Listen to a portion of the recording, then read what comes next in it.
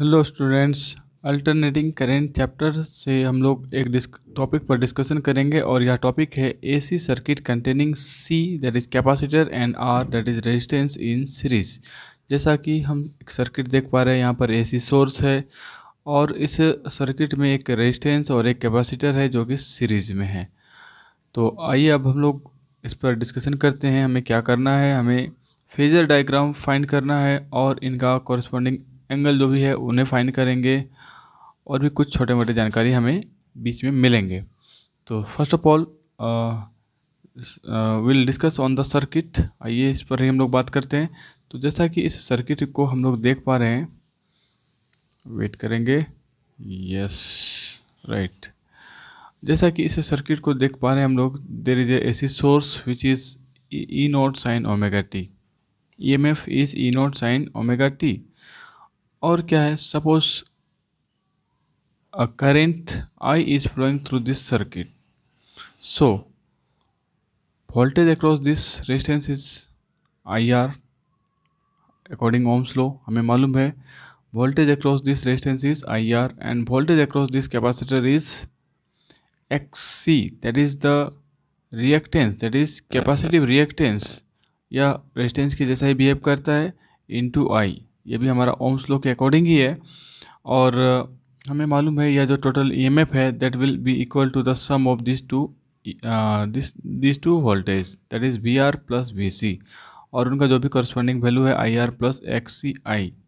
ये हम लोग अभी तक समझ रहे हैं, क्योंकि सबसे पहले सर्किट को ही समझना होता है कि जो गिवन है उसमें हमारा क्या क्या कैसा कैसा वोल्टेज है, करेंट क्या होगा, और फिर जो भी टर्म्स है उसे हम लोग समझना चाहेंगे पहले।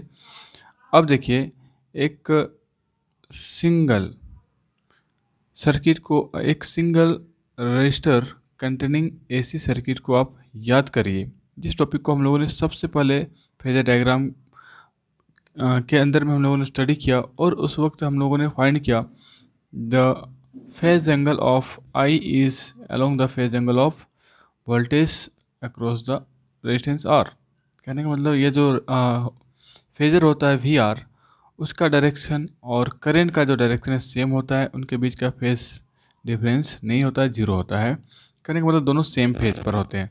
तो ये चीज़ अब इससे पहले वाले भी टॉपिक पर हम लोगों ने डिस्कस किया, जहाँ पर आर एन आई सर्किट था, आई फॉर इंडक्टर सर्किट था, आई नो नहीं, इसे हम लोग बोलते हैं L circuit, R L circuit.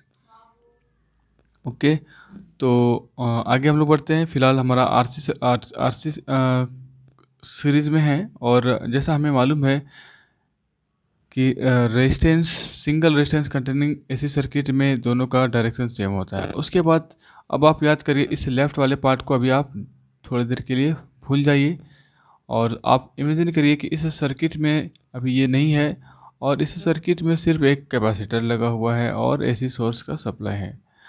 अब आपको सोचना है उस वाले टॉपिक को जो आपने स्टडी किया था, AC circuit containing only a capacitor, क्या मिला था, कैसा एक्सप्रेशन मिला था। तो हम लोग वहाँ पर फाइंड करते हैं, उस वक्त हम लोग फाइंड करते हैं the current which leads it's voltage by pi by two. वहाँ पर तो क्या होता है कि ये सिंगल होता है और ये इसके साथ ये पैरेलल होता है, तो जो भी इसका वोल्टेज होता है वह इस ईएमएफ के बराबर होता है। तो हम लोग यहाँ पर ईएमएफ और यहाँ पर आई ऐसा करके वहाँ बतलाते हैं, लेकिन यहाँ पर क्या है, इस सर्किट में दो डिवाइस हैं, ये सिंगल नहीं है, इसलिए इस वाले का वोल्टेज हम लोग फाइंड करेंगे जो कि वीसी है, या अपने वोल्टेज से ये जो कैपेसिटर के अक्रॉस का जो वोल्टेज है होगा उससे पाई बाय टू एंगल आगे चलेगा, कौन, करंट। ठीक है, आगे चलकर अभी हम लोग और बात करेंगे। तो ये आपको दो चीज़ याद रखने हैं कि एक बार आप इस वाले को हाइड करिए और सिंगल रेजिस्टेंस के अकॉर्डिंग आप बात करेंगे, तो आपको ये सब चीज़ पिछले वाले टॉपिक के अकॉर्डिंग मालूम चल जाता है। फिर इस वाले को हाइड करके आप सिंगल इसको देखिए इसके साथ, तो आपको ये वाला आपको मिलता है। अब इन दोनों का एक साथ यूज करेंगे क्योंकि यहाँ पर दोनों एक साथ है। आगे बढ़ते हैं हम लोग। सो वोल्टेज एक्रॉस आर, ये सब बात हम लोगों ने कर लिया है। V R that is equal to R I, आप कहाँ देख पा रहे हैं, तो ये देखिए डायग्राम में आर आई या फिर आई आर लिखिए, नो प्रॉब्लम। और इसके एम्पलीट्यूड को लिखेंगे तो यह हो जाएगा V naught R that is equal to I naught R. ये तो इंस्टेंटेनियस वैल्यू है और ये इसका मैक्सिमम वैल्यू है, that is amplitude. So V naught R is equal to I naught R. उसके बाद voltage across C, C that is capacitor, हमें मालूम है इसका जो वोल्टेज होता है that is X C I, X C that is the capacitive reactance, I is the current. So this is the voltage across capacitor and its amplitude is given by V naught C equal to X C I naught. जो भी current होगा वह maximum होगा अगर यह इसका voltage maximum होगा, corresponding current भी मैक्सिमम हो जाएगा। बस इतना तक हम कर सकते हैं। अब देखिए इतना वर्क करने के बाद हमें यह वेक्टर डायग्राम या सॉरी यह जो फेजर डायग्राम है इन्हें ड्रॉ कर लेना है। कैसे ड्रॉ करेंगे तो आइए हम लोग समझते हैं इसको। तो सबसे पहले जैसा कि मैंने हर बार की तरह पहले ही बतलाया है कि सबसे पहले आप वाई एक्सिस और एक्स एक्सिस को ड्रॉ करिए, इसी प्लेन पर हमें फेजर डायग्राम बनाना होता है। और नंबर 1 सबसे पहले आप ईएमएफ दिखलाइए। ईएमएफ का जो एक्सप्रेशन है आपको यहाँ दिखाई पड़ रहा है। नंबर 1 ई नॉट साइन ओमेगा टी, ये जो फेज एंगल है उसको आप देख लीजिए। इसका पीक वैल्यू ई नॉट है वो भी आपको दिखाई पड़ रहा है। पहले फेज एंगल को ध्यान में रखते हुए हम लोग क्या करेंगे, एक लाइन ड्रॉ करेंगे। इसका जो मैग्नीट्यूड है ये दिस इज ई नॉट, ठीक है। उसके बाद आपको क्या करना है, यह जो लाइन है यह किसका है, ईएमएफ का है। और वह कितना एंगल बनाए हुए है, sign omega T, that is omega T. आप इसको ओमेगा टी एक्स एक्सिस के साथ दिखला दीजिए। एक को आपको फिक्स करना है तो आपने यहाँ पर इस ईएमएफ को फिक्स कर डाला। अब देखिए आई किधर होगा और वी सी किधर होगा, वी आर किधर होगा, ये सारे फेजर्स हैं, सभी फेजर्स हैं, ये किधर किधर होंगे। तो सबसे पहले देखिए हम इसके बाद प्रयास करेंगे करंट का, आई का प्रयास करेंगे। ईएमएफ के बाद आई को हम लोग ढूंढेंगे कि वो आई किधर होगा। तो देखिए क्या होगा, तो आप याद करिए ये रेजिस्टेंस की वजह से तो इसके फेज में कोई फ़र्क नहीं पड़ता, लेकिन कैपेसिटर की वजह से करंट के फेज में फ़र्क पड़ता है। जैसा हम देख पा रहे हैं π/2, ये करंट जो है इस अपने पोटेंशियल से π/2 आगे चलना शुरू करता है। तो देखिए आपको एक आपके दिमाग में क्लू आएगा कि ये जो करंट है इस ईएमएफ से, ये अपने वाले से तो 90 डिग्री आगे चलेगा, लेकिन इस वाले का ही एक पार्ट है ये वीसी, तो उस ईएमएफ से भी कुछ एंगल आगे चलेगा। नॉट एग्जैक्टली π/2 तो इससे तो ये π/2 आगे होगा, लेकिन इसके साथ कुछ एक एंगल जिसको आप कह लीजिए फाई। बस इतना मालूम चलना चाहिए कि जब भी कैपेसिटर लगता है तो जो करंट होता है वह इसके वोल्टेज से या इसके ईएमएफ से वो आगे ही चलता है। जैसा कि मैंने पिछले वीडियो में आपको समझाया था कि ऐसी सोर्स है, करंट एक बार क्लॉकवाइज एंटी क्लॉकवाइज ऐसे करके चलता रहता है और इस दरमियान इसके प्लेट के अक्रॉस में चार्ज एक्यूमुलेट होते हैं जब तक ये रिवर्स होता है, या फिर कहिए जैसे ही वह मिनिमम होता है कौन ईएमएफ, करंट का फ्लो ऑलरेडी स्टार्ट हो जाता है क्योंकि चार्ज का प्रेजेंस है।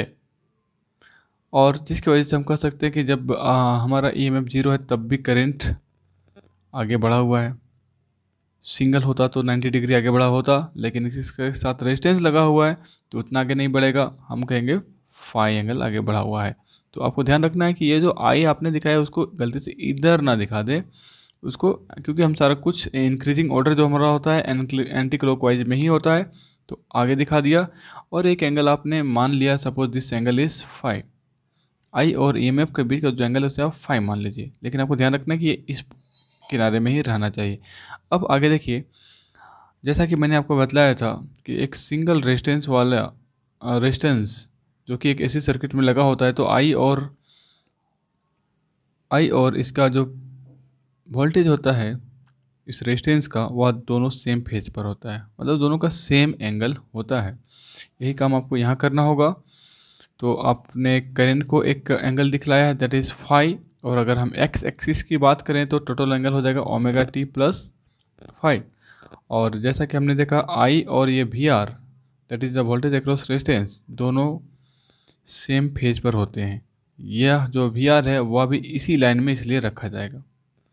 ये वी आर हमने पहले लिखा है, लेकिन आपको ध्यान में रखना है कि ये आप जब लिख रहे होते हैं तो पहले आपने आई लिख दिया, अब आपको वी आर अगर लिखना है तो कहाँ रहेगा, तो वी आर को आप एरो देख करके इस तरह से आप यहाँ पर पुट कर देंगे। क्यों पुट किया, क्योंकि जो आई का फेज होगा वह वी आर का भी फेज होगा और वह यहीं दिखाई पड़ेगा। अब लास्ट रह गया V C, that is the voltage across capacitor.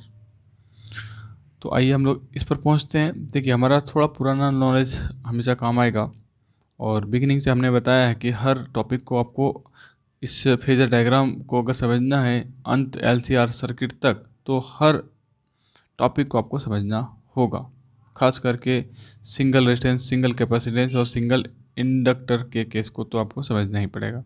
चलिए, कैपेसिटेंस के केस में क्या होता है कि आई के कंपेयर में जो वीसी होता है वह 90 डिग्री पीछे होता है, या कहेंगे इस वीसी वोल्टेज के अक्रॉस में या करंट 90 डिग्री आगे होता है। अब हमारा छूटा क्या हुआ है, तो ये वीसी छूटा हुआ है। VC that is the voltage across capacitor, ये छूटा हुआ है। ये आई हमें मालूम है फेजर डायग्राम में, यहाँ से सीधे 90 डिग्री पीछे एंटी क्लॉकवाइज डायरेक्शन में हमें वीसी को दिखा देना है। तो देख पा रहे हैं this is I.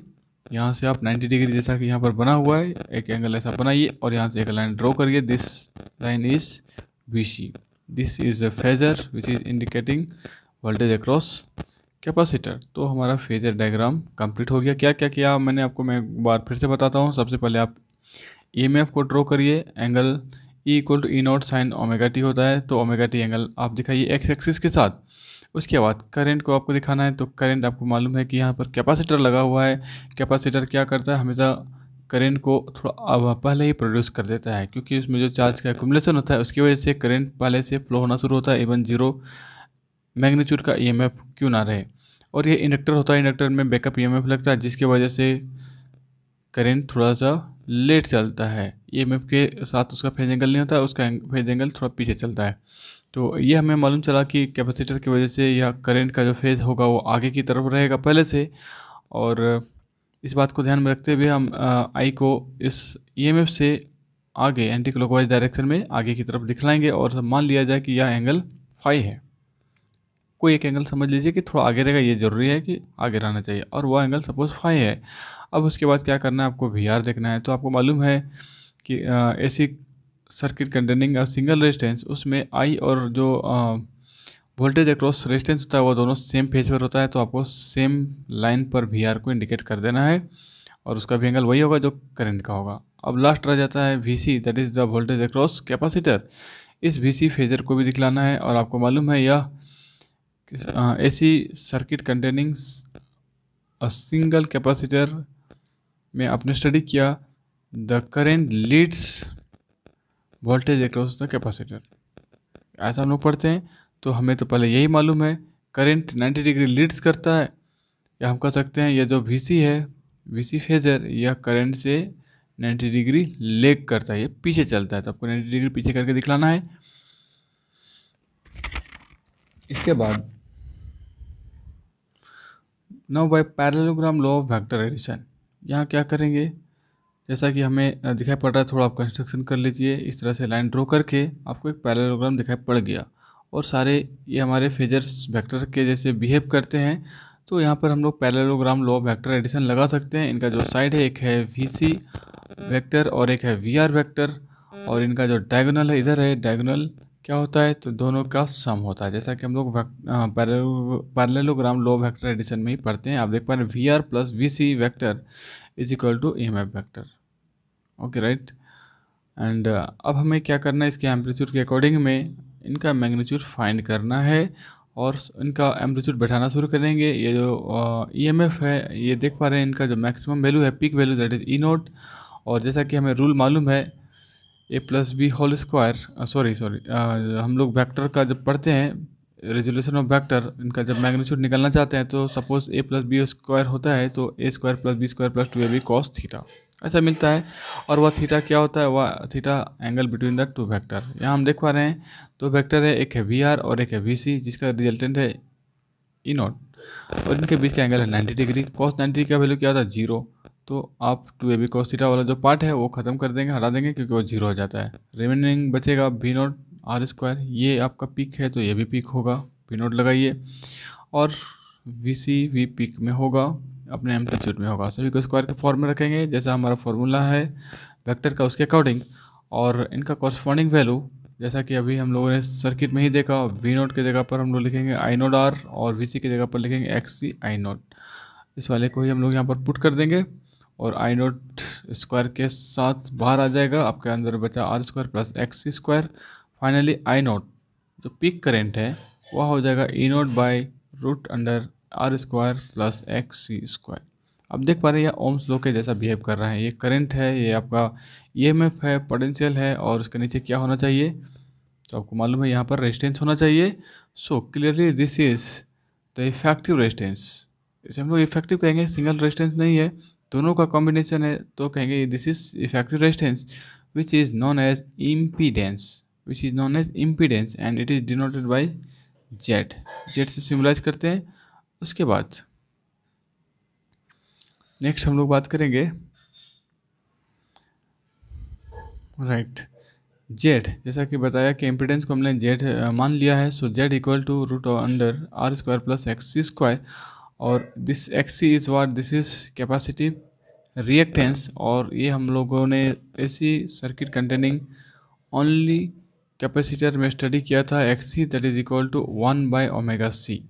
Omega is angular frequency, C is capacitance. और इस वाले वैल्यू को हम लोग पुट करेंगे एक्स सी पर, हमें मिलेगा 1 by omega square C square plus R square under root. अब देखिए ये हमारा एक काम हो गया, ये फॉर्मूला हमें काम आता है प्रॉब्लम सॉल्व करने में। और आगे हम लोग let phase angle between the EMF E and I, let the phase angle between EMF E and I is phi. यहाँ पर देखिए सेंटेंस में एक एरर रह गया, इज फाई होना चाहिए। फेज एंगल को हमने माना है let phase angle is phi between E and I, तब वहाँ से टेन फाई इक्वल टू, आपको मैं सीधे ले चलता हूँ डायग्राम पर। यहाँ देखिए इस वाले पार्ट में तो आपको एक राइट एंगल ट्रायंगल दिखाई पड़ रहा होगा इस तरह से, ऐसे करके ये राइट एंगल है, ये फाई है। सो ये टेन फाई क्या होगा, दिस बाई दिस। ये क्या है, this is parallel to this line which is VC and this is VR. So tan phi equal to VC by VR। ये चीज़ को हम लोगों ने यहाँ पर यूज किया है। सो दिस इज V नॉट, इसके एम्पलीट्यूड के according, so it is V not C divided by V not R। और जैसा कि हमें मालूम है ये V नॉट क्या होता है, this is I naught X C, ये हमारा कैपेसिटर के अक्रॉस का वोल्टेज है, और रेजिस्टेंस के across I naught R, I naught cancel, it will become X C by R. यहाँ से एक फॉर्मूला आपको मिल जाता है जो आपके न्यूमेरिकल में काम आता है। एक्स सी का वैल्यू आप बैठा दीजिए 1 बाई ओमेगा सी, जैसा हमने यहाँ पर देख लिया। अब लास्ट का लाइन, फेजर डायग्राम को देख करके आपको बताना है इंस्टेंटेनियस करेंट का जो एक्सप्रेशन है वो कैसा रहेगा। तो मैं आता हूँ वहाँ पर, इसको आप देखिए यहाँ पर आई दिखाई पड़ रहा है, इसका एक्सप्रेशन अभी तक हम लोगों ने फाइंड नहीं किया। और आपको बोला जाए तो आपको फ़िलहाल तो मालूम है कि जो भी इसका ग्राफ होगा वह साइनसोइडल ही होगा, सभी साइनसोइडल है यहाँ पर, साइनसोइडल होगा। लेकिन एक्सप्रेशन कैसा होगा, साइनसोइडल के अकॉर्डिंग हमें मालूम चल रहा है कि ये साइन होगा, लेकिन फेज क्या होगा, तो आप देखिए जो भी फेज है इस एक्स एक्सिस के साथ ही मेजर किया गया है यहाँ पर। तो इस वाले को भी एक्स एक्सिस के साथ ही मेजर करेंगे। तो आप देख पा रहे हैं what is the angle between I and this x axis, it is omega T plus phi। So expression of the current will be I equal to I naught sin omega t plus phi। आपको बस इतना ही इस phasor diagram की help से लिख लेना है, बता देना है और याद भी रखना है। चलिए आज के वीडियो में इतना ही। Thank you for watching.